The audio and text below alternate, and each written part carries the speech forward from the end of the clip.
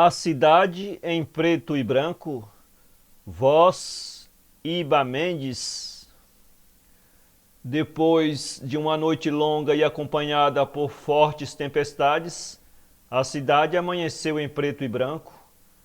As ruas foram tomadas de um espantoso alvoroço, e as pessoas que ali se desesperavam viam-se umas às outras como se estivessem nas páginas de uma antiga revista do século XIX, em preto e branco.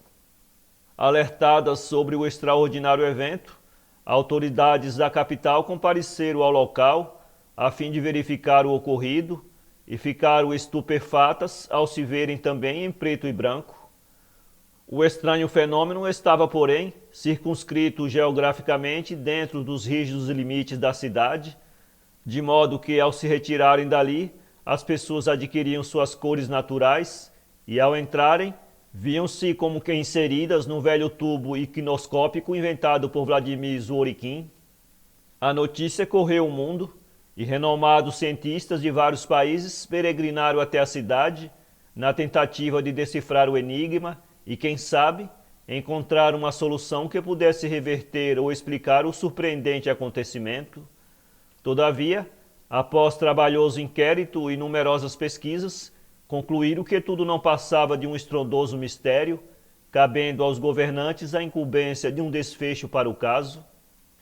O governo, por sua vez, publicou uma resolução com a qual determinou que os moradores deveriam abandonar imediatamente a cidade, aconselhando-os a buscarem refúgio nos municípios vizinhos, afiançando-lhes ainda que tão logo se resolvesse o problema, eles poderiam retornar para o conforto de seus lares.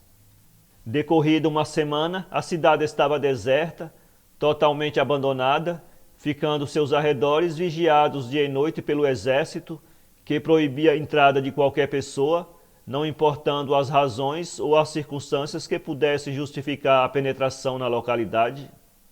Meses depois, ergueram um gigantesco muro ao seu redor, com um enorme portão de ferro maciço, e declararam o local como área restrita e intransponível, restando a um incauto aventureiro que apenas tentasse transpor os muros uma severa pena, em que se incluiu prisão por crime de desobediência pública e multa.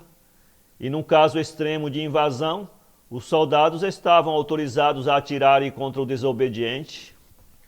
As coisas marchavam assim, quando, ao correr dos anos, alguns moradores da redondeza alertaram ter ouvido sons a soar à noite de dentro dos muros da cidade, como se fossem uma orquestra bem afinada, e vozes como de anjos, acrescentaram outros. Uma senhora idosa relatou ainda ter visto luzes fosforescentes a cintilar por entre os muros na calada da noite, entre uivos de lobos e chacais. Por fim, um grupo de rapazes jurava com convicção absoluta que presenciara algo assemelhando a uma nave espacial pousando atrás dos muros, atribuindo a este evento a ação de seres alienígenas oriundos de outro planeta. Esse aglomerado de boatos chegou aos ouvidos das autoridades, que deliberaram adentrar os muros da misteriosa cidade, a fim de aquietar os ânimos e acabar de uma vez por todas com as especulações, as quais, se continuadas, poderiam tornar-se geradoras de motins e rebeliões. Por fim, o portão de ferro foi aberto para a entrada dos representantes do governo. Ao redor, uma multidão de pessoas aguardava temerosa e apreensiva alguma notícia que pudesse mudar suas vidas agitadas.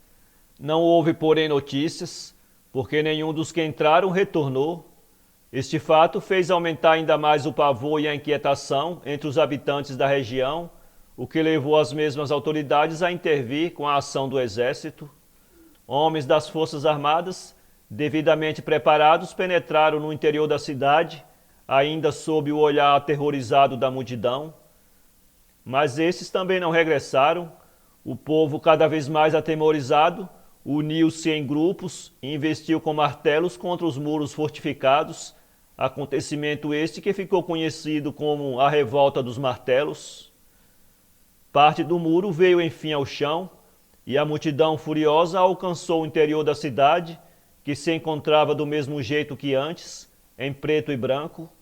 Os representantes do governo e os soldados do exército foram achados dormindo serenamente embaixo de árvores, enquanto o vento espalhava sua brisa suave e tranquila. Tudo ali se achava descolorido, em cores mortas, exceto o velho cemitério, que se destacava por suas cores vivas, assim como seus túmulos. Para ler este conto, acesse www.poeteiro.com